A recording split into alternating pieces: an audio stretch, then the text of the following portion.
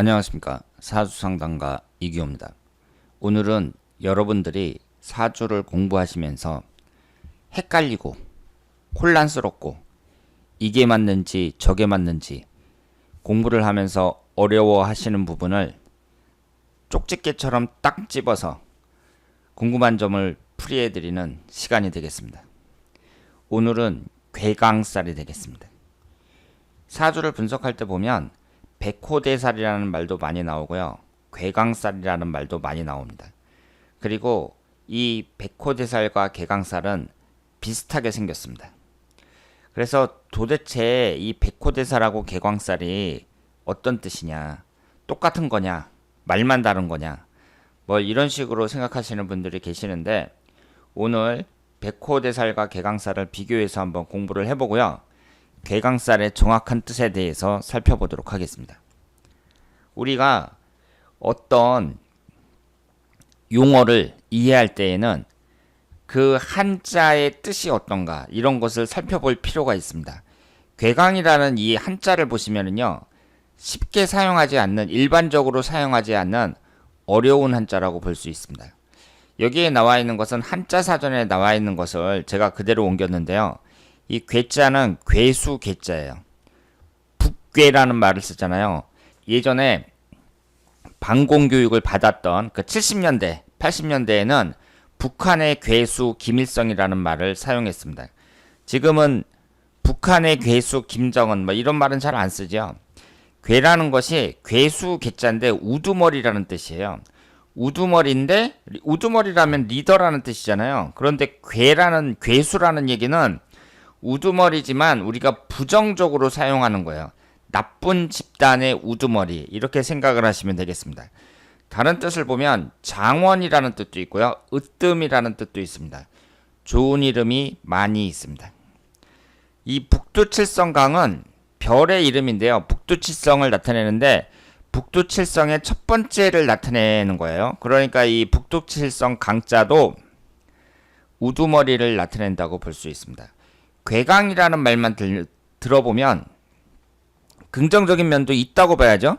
그 사람이 부정적인 집단의 우두머리라고 하더라도 일단 그 사람의 능력은 있다고 봐야죠. 우리가 북한의 괴수 김일성 할 때 김일성이 나쁜 놈이지만 어쨌든 능력이 있으니까 그런 자리에 오른 거 아니에요.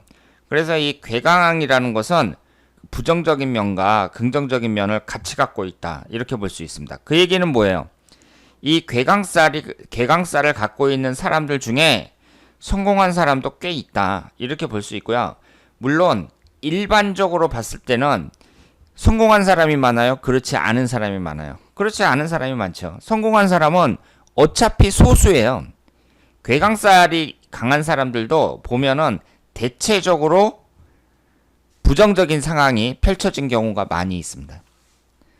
잘된 사람보다는 못된 사람이, 잘되지 못한 사람이 훨씬 많다 이렇게 봐야 돼요. 그래서 이 괴강살이라는 것이 여러분들이 딱 볼 때에는 일단은 부정적으로 생각을 하시길 바랍니다. 그 사람이 뭐 능력도 있고 리더십도 있고 뭐 그런 경우도 있지만 대체적으로 부정적으로 해석을 하시길 바랍니다. 그러면 이 백호대살과 괴강살의 차이점에 대해서 살펴보도록 하겠습니다. 여기에 있는 것이 괴강살이고요. 이쪽에 있는 것이 백호대살이에요. 무진하고 임술은 괴강살도 되면서 백호대살도 됩니다. 여러분들 혹시 이런 말 들어보셨는지 모르겠는데 사주 분석을 받을 때 그 사주 분석하는 사람이 백호괴강이 짝 깔렸다 이런 말을 하거든요. 그 얘기는 굴곡이 좀 심하다 이렇게 볼 수 있습니다. 백호대살은 제가 예전에 설명을 드렸는데 자신이나 가족이 피해를 본다는 신살이에요. 갑진, 을미, 병술, 정축, 개축, 임술, 무진 이렇게 되어 있고요. 괴강살은 무술, 경진, 경술, 임진, 무진, 임술 이렇게 되어 있습니다. 공통점이 뭐예요? 지지가 전부 다 토기운으로만 되어 있습니다. 백호대살이나 괴강살이나 지지가 전부 다 토기운으로만 되어 있어요. 임술하고 무진은 백호대살이기도 하면서 괴강살도 됩니다. 우리가 사주를 이렇게 딱 볼 때 예를 들어서 병술이다. 그러면 백호대살이잖아요. 그런데 경술은 개강살이거든요. 그러면 병술을 딱 보면서 이게 백호대살이었나 개강살이었나 이런 생각이 들고, 경술을 딱 보면서 이게 괴강살이었나 백호대살이었나 헷갈린단 말이에요.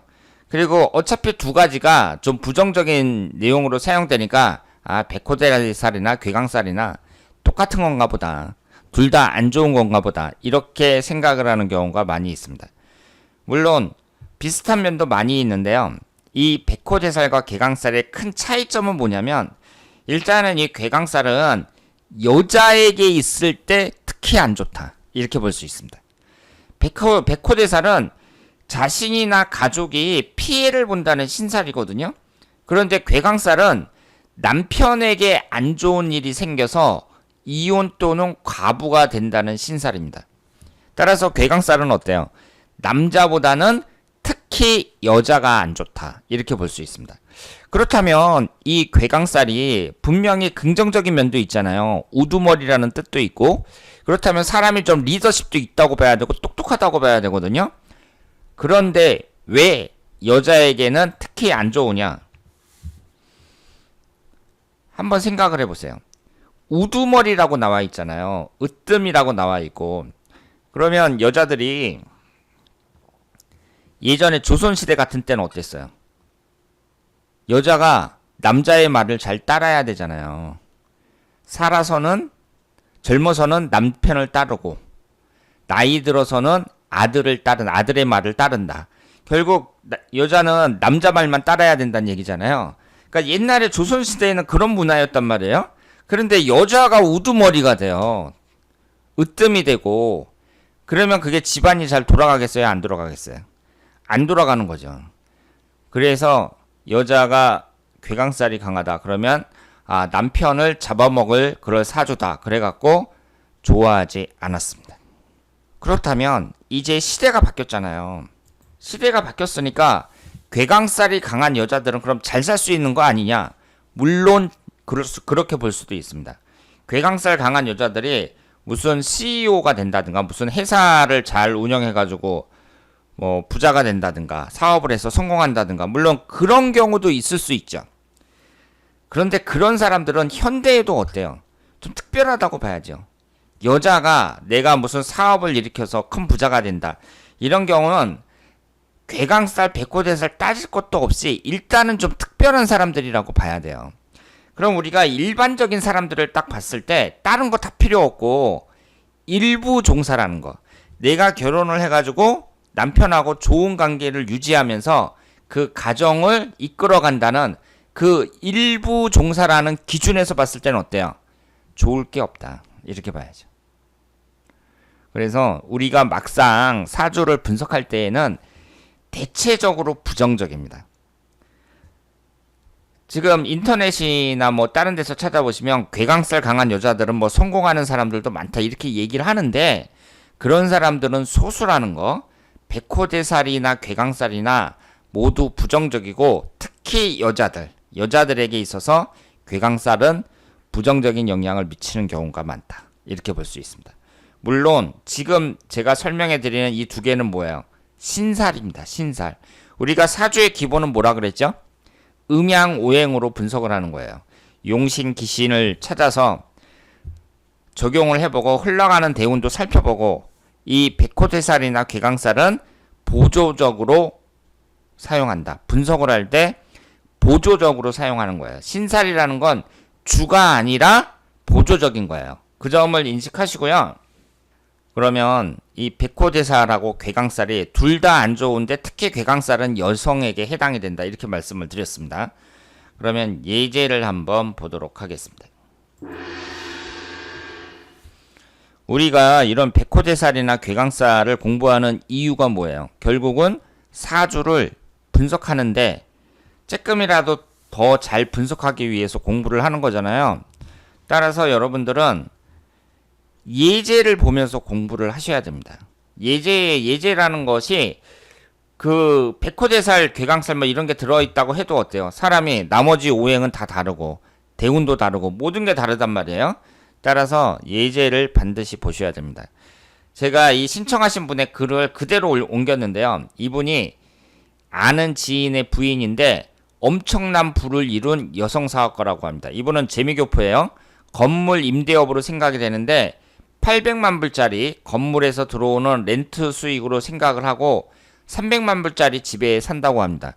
미국에서 300만 불짜리면 100만 달러가 지금 한 13억 된다고 봐야죠. 그러면 이게 한 4, 5년 전이란 말이에요.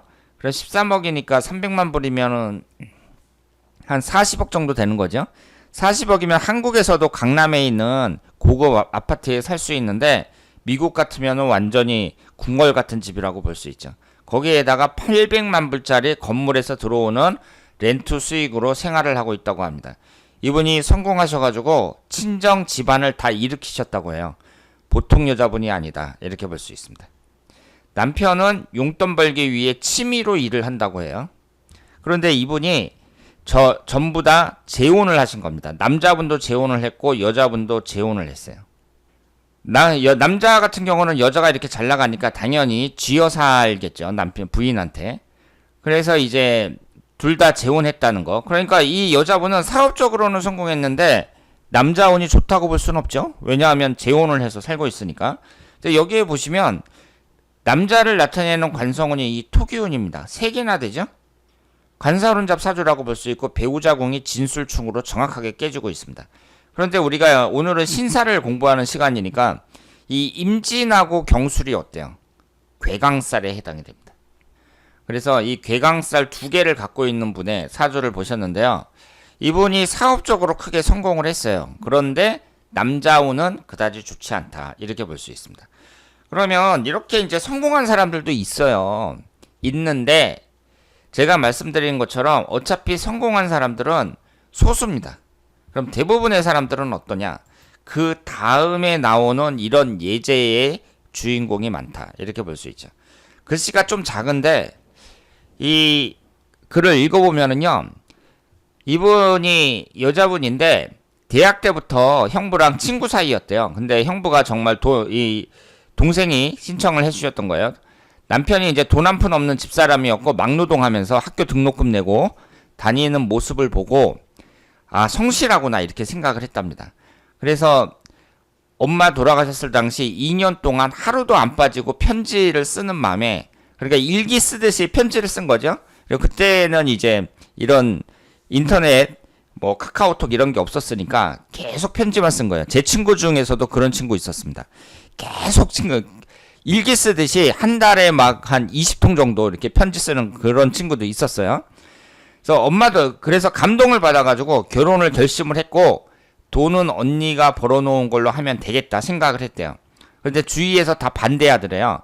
드라마 같은 이야기 전개 후 결혼을 했는데 신혼 초에 시 아주버니와 시누이가 돈을 빌려 차까지 들어오게 하면서 힘들게 하더니 몇 년 후 시댁 다녀오다가 교통사고가 크게 나서 거의 죽을 뻔하고 이래저래 안 좋은 일이 비일비재했다고 합니다. 근데 이번에 또 언니 몰래 시아주버니 대출 받아주고 누나도 받아줬대요. 신용불량까지 하게 되었고 회사까지 잘렸다고 합니다. 금액도 어마어마하다고 합니다. 그리고 언니 말로는 말이 앞뒤가 안 맞는다고 거짓말을 너무 잘한다고 합니다. 헤어지고 싶다고 하는데 아이 봐서 참으라고 했다. 뭐 이렇게 얘기를 했어요. 그러니까 결국 이 여자분은 남자를 잘못 본 거죠. 학교 다닐 때 너무 이렇게 정성스럽게 남자가 좀 가난하긴 해도 막 편지도 계속 이렇게 2년 동안이나 일기 쓰듯이 보내고 그래서 감동받아가지고 사랑이 전부다 하고 결혼을 한 것 같은데 결혼하고 봤더니 남자가 형편이 없었다. 가정을 위하지 않고 자기 아버지하고 누나 뭐 대출해주고 금액도 엄청나고 신용불량자 되고 막 이렇게 된 거예요. 그러면 이분의 사주를 한번 보도록 하겠습니다. 이분이 보시면은요. 이 무술하고 임진하고 경술이 모두 괴강살입니다. 그러니까 우리가 사주를 볼 때에는요. 제가 볼 때는 그래요. 괴강살하고 백호대사를 굳이 구분할 필요가 없어요. 그리고 외우기도 힘들고 그러니까 그냥 괴강살이다 백호대살이다 이렇게 생각을 하시면 되겠습니다. 그런데 이분 같은 경우에 지금 여기에 보시면 남자를 나타내는 관살이 4개나 되잖아요. 이 여자분이 남자 운이 원래 안 좋습니다. 거기에다가 어때요? 양쪽으로 진술충을 받고 있어요. 우리가 굳이 뭐 백호대사 괴강살 이런 걸 찾지 않더라도 이분의 사주가 어때요? 배우자궁이 다 깨지고 관살혼잡이니까 누가 보더라도 이 여자분은 남자 운이 별로다, 안 좋다 이렇게 생각을 하겠죠. 여기에 보시면 목화가 없어요. 오행도 추중되어 있고 식신상관운하고 재성운이 없습니다. 여러 가지로 불리한 그런 사주를 갖고 있다 이렇게 볼 수 있는데, 다만 흘러가는 대운은 이 목기운하고 화기운이 들어오니까 괜찮다고 봐야죠. 32세 이민대원 이후에.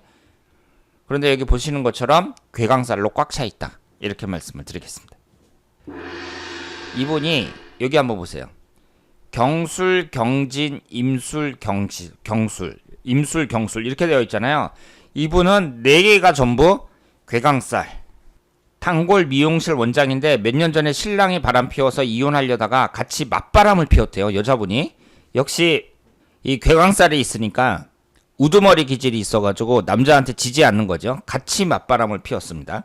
그래서 2년 전에 이혼하고 혼자 원룸 얻어서 미용실을 하면서 살고 있는데 요즘 경기가 안 좋아서 경제적으로 힘들고 지금 만나고 있는 남자랑은 결혼까지는 생각은 안 하는데 가끔 전 남편이랑 애들이 생각도 나고 지금 미용실도 힘들어서 앞으로 어떻게 해야 하는지 궁금하다고 합니다. 그러면 이분도 봤을 때 어때요? 지지가 전부 다 남자를 나타내는 관성운으로 되어 있고 진술충이 되고 그렇습니다. 그러니까 사주가 안 좋죠? 지금 이 사주도 목화가 없어요. 그러니까 식신상관운과 재성운이 없습니다. 그럼 재물취득에도 좀 어렵다고 봐야 돼요. 식상운과 재성운이 없으면. 그래서 이분 같은 경우 사주팔자 8글자가 전부 다 백호대살, 괴강살로 쫙 깔려 있으니까 이분의 사주를 봤을 때 인생 자체가 굴곡이 좀 심하다 이렇게 볼 수 있죠. 그래서 여자분들을 이렇게 보면은요, 백호대살, 괴강살 이런 식으로 깔려 있는 사람들이 특히 어때요? 남자 관계. 그러니까 여자에게 있어서 팔자가 세다는 건 뭐 남자랑 이혼한다든가, 이혼은 기본이고 그 밖에 뭐 집안이 안 좋다든가 뭐 이런 여러 가지를 볼 수가 있거든요. 그런데 대개 이렇게 백호대살, 괴강살로 깔려 있는 사람들은 좀 인생에 굴곡이 심하다 이렇게 볼 수 있습니다. 그럼 마지막으로 한번 보겠습니다. 이분이 남자분이거든요. 이분은 개축년, 을묘월, 임술일, 갑진시 이렇게 되어 있어요. 그러면 여기서 갑진하고 임술하고 개축이 뭐예요? 백호대살, 괴강살입니다. 그런데 제가 말씀을 드렸잖아요. 사주를 분석할 때에는 일단은 음양오행으로 분석을 하는 거라고 말씀을 드렸어요. 대운도 보셔야 되고요. 근데 여기에 학문을 나타내는 금기운이 없습니다. 학문을 나타내는 금기운이 없어요. 그리고 관성운이 이렇게 깔려 있는데 이 토기운이 관성운이거든요. 진술충으로 깨지고 있죠. 관성운이 뭐예요? 관운이죠. 관운. 공지군을 나타냅니다. 지금 이분이 제 친구의 사주 분석을 신청합니다 하고 신청하신 분인데 중고등학교 때는 전국에서 손가락 안에 들 정도로 공부를 잘해서 수재라는 소리를 듣고 명문대 법학과를 진학했습니다. 그러니까 서울대나 연고대 뭐 이런 데 진학했겠죠. 전국에서 이제 손을 꼽았으니까. 그래서 당연히 사법고시 준비를 했는데 결국 1차도 합격 못하고 45세가 된 지금까지 결혼도 못하고 있습니다. 사시가 이래서 문제예요. 여러분들은 노무현 대통령이 이제 사법고시를 합격했으니까 대통령이 되신 거잖아요. 그럼 고졸 출신으로 대통령이 됐단 말이에요. 그럼 노무현이라는 그런 신화적인 인물이 한 명 딱 나왔는데요. 그 사람에 가려진 이 고시패인들, 이런 사람은 수만 명이라고 봐야 돼요. 지금 여기 예제에 나온 사람들처럼 사법고시 붙겠다고 달려들었다가 망한 사람이 한두 명이 아닙니다. 그러니까 이 사람이 만약에 사법고시를 뭐 좀 하다가 안 되겠구나. 그럼 난 이제 사법고시 하지 말고 다른 길로 나가야겠다 해갖고 나갔으면 얼마든지 성공할 수 있는 사람이죠. 학교 다닐 때 전국에서 막 수재 소리 들었던 사람인데. 근데 결국은 이 시험에만 계속 매달리다가 합격을 못한 거예요. 그래서 45세까지 합격을 못했습니다. 또 대부분 이렇게 1차는 합격하는데 이분 같은 경우는 1차도 합격을 못했어요. 그래서 사시 준비로 20대 후반에 늦게 군대 다녀와서, 여러분도 군대 갔다 오신 분은 아시겠지만 20대 후반에 사병으로 들어가면 그거 얼마나 고생하는지 아세요? 다 내 동생들이에요. 일찍 온 애들은 막 고등학교 졸업하자마자 20살에 군대 온 애도 있고, 그런데 20대 후반에 들어가면 나이 차이가 몇 살 나는 거예요. 막 7살, 8살 정도 나는 그 고참들한테 시달리면서 군생활 하는 거예요. 그러니까 이 사람은 이 사시 준비한다고 하면서 인생을 진짜 힘들게 살았다, 이렇게 봐야죠. 그래서 7년간 여자를 사귀었으나 결국 헤어지고, 여자가 붙어있을 리 없죠. 지금은 검찰직 공무원을 준비하고 있습니다. 이제 사시가 안 되니까 검찰직 공무원을 준비하는 거예요. 9급, 7급 공무원 중에서 제일 센 게 검찰직 공무원입니다. 형과 사이가 안 좋아. 형제들뿐만 아니라 다른 사람하고 사이가 좋을 리가 없죠. 집에서 사실상 잡난 역할을 하고 있는데 제가 보기엔 스트레스로 인한 이명과 잔병을 가지고 있는 듯합니다. 언제 시험에 합격해서 결혼할 수 있을지 궁금합니다. 그동안 특별한 직업은 가진 적이 없습니다. 공부만 했으니까 직업을 가졌을 리가 없죠. 그리고 이런 사람들은 사회에 나가면 또 자기가 마음에 드는 직업을 얻기 힘들잖아요. 그럼 직장생활 좀 하다가 다시 고시원으로 들어와요. 미련을 못 버려갖고. 그래서 이분 같은 경우를 보면 세 개가 백호대살 괴강살로 다 되어 있습니다. 그러니까 우리가 딱 생각할 때, 아, 인생 자체가 굴곡이 심하다, 이렇게 볼 수 있고, 이분이 아무리 공부를 잘했다고 하더라도 이렇게 인성운이 없는 사람들, 인성운이라는 게 학문운을 나타내잖아요. 이 학문운이 없는 사람들은 너무 오랜 기간 걸리는 그런 시험 있잖아요. 사법고시 같은 거, 이런 건 준비를 안 하는 게 좋습니다.